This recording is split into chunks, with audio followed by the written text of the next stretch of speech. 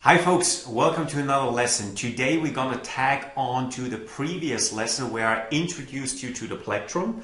So what we're going to do today is intensify the use of the plectrum, and I want you to develop a good feel for how to use a plectrum in combination with different strumming techniques.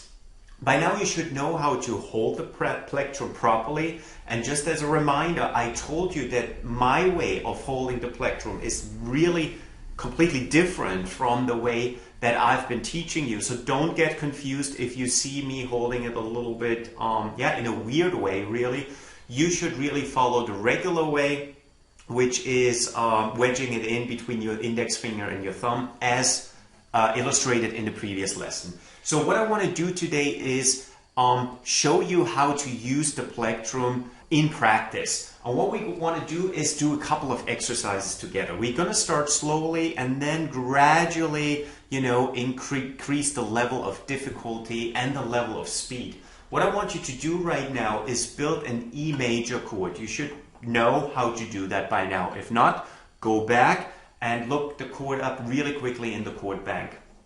And now I want you to play along with me by using downstrokes. What I'm going to do now is I'm going to count along with each stroke. So for each number I count, I want you to play one stroke. I'll give you an example.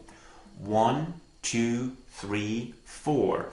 1, 2, 3, 4. It's very easy, right? So why don't we do that together now? 1, 2, 3, 4. 1, 2, 3, 4. 1, 2, 3, 4. 1, 2, 3, 4. 1, 2, 3, 4. Excellent. That wasn't too complicated, right?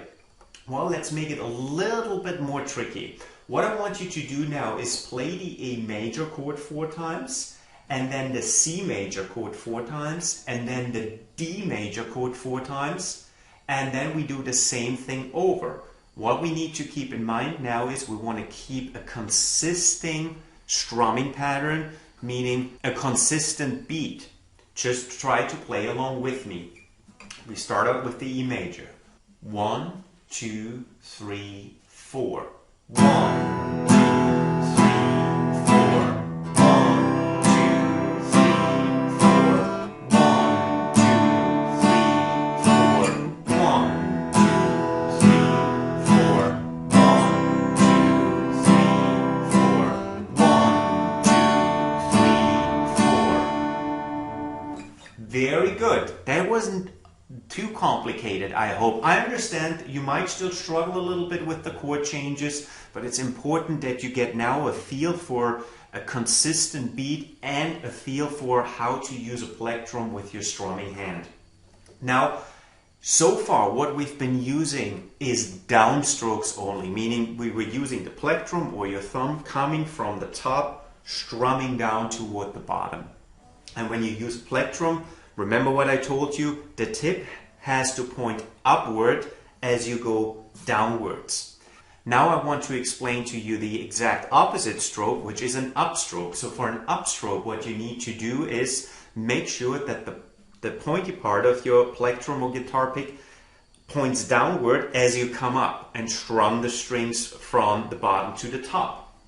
And for that, and let's do an exercise together, then it becomes really clear. So for now, we only play the E major chord again, and now we combine downstrokes with upstrokes. And what we do for that is, remember, we were just playing 1, 2, 3, 4. Now we count a little bit differently. In between the numbers, we put an end. So like 1 and 2 and 3 and 4 and 1 and 2 and 3 and 4.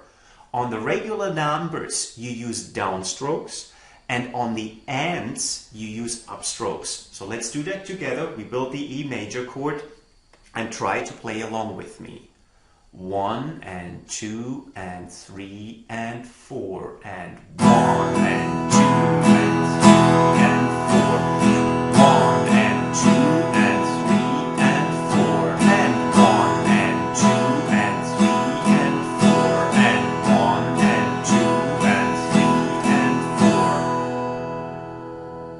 So that looks a little bit easier than it actually is, because now you are using two techniques and you combine them together, the downstroke in combination with the upstroke.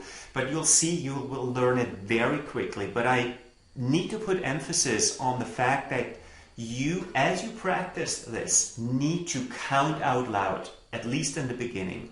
You should be using a metronome as you practice along with the worksheet. Set it at a slow pace, maybe 60 beats per minute. That's 1 beat per second. You should be comfortable playing at that tempo now. If not, it's not a problem. Just slow it down and then gradually increase the pace. So again, on the downstrokes, the full number, and on the upstrokes, the end. So the next exercise I want to do now with you is the exercise number 3 on your worksheet, which is playing the E major chord 4 times, followed by the C major chord, followed by the G major chord, and then we do it over. But this time we use downstrokes and upstrokes combined in measures of 4. So play along with me.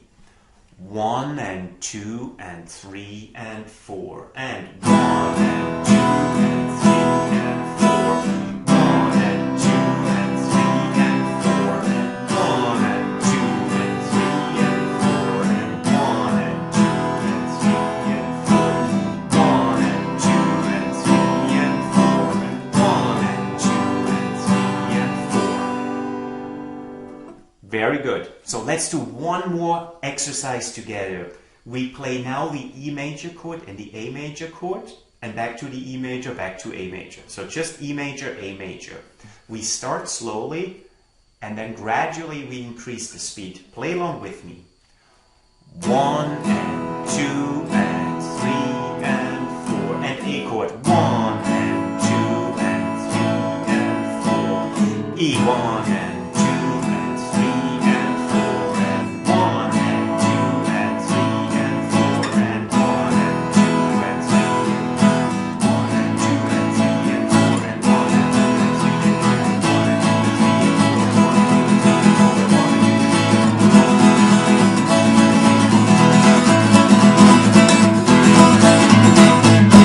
very good. I'll see you in the next lesson. No, I'm just kidding. Of course, I do not expect you to be able to play at that speed and that you were able to keep up with me right now. But you know what? As you practice, you will get to that level. And it won't take you 20 years or so. So if you really start out slowly with all the exercises that I outlined for you, and then gradually increase the speed, then you will get to a point where you can play really fast chord changes.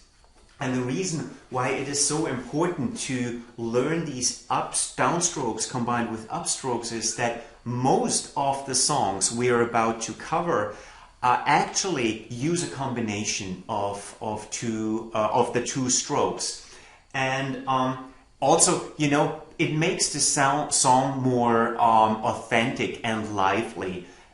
Versus just using downstroke. That's kind of very beginnerish, just using downstrokes, and that's perfectly fine. But you know, you're slowly now moving away from the beginner level to a more advanced level. So for now, just stick to your practicing routine and you get there.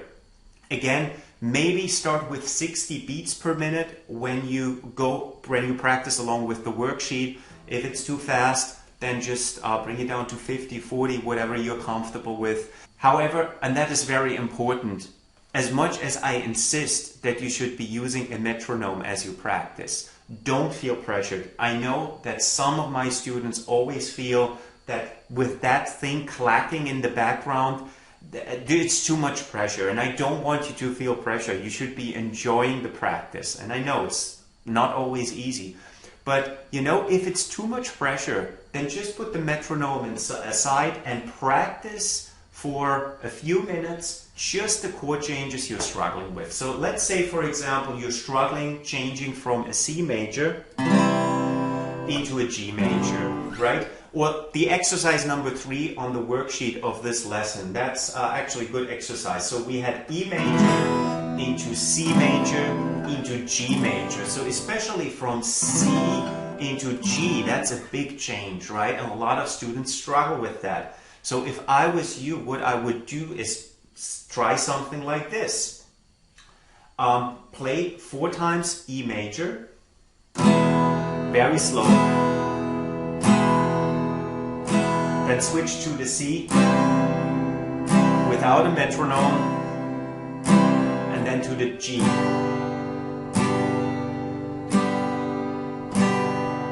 At a really slow pace, so that you can fluently, for the lack of the better term, do these chord changes. And then, when you're okay with that, don't increase the tempo. Do the same thing, but now combine downstrokes with upstrokes. Try to count as you play along. 1 and 2 and 3 and 4 and 1 and 2, 3 and 4 and 1 and 2 and 3 and 4 and 1 and 2 and 3 and 4 and 1 and 2 and 3 and 4 and 1 and 2 and 3 and 4, 1 and 2 and 3 and 4. You know, once you feel comfortable with these changes, then you should bring in that little thing, the metronome, and yours might look different. But again, no pressure. If you at this point feel a little bit overwhelmed and if you feel it goes too fast, well, the good thing is you can always go back to a previous lesson and repeat the content. So if you have any questions, as usual, email me, guitaringenuity@gmax.com. Up there is my link, somewhere up there. And I look forward to your email, or just let me know how you're doing. And if you want to, send me a video or an audio file of you playing. I would look forward to that. Otherwise, I'll see you in the next lesson. Till then, bye-bye.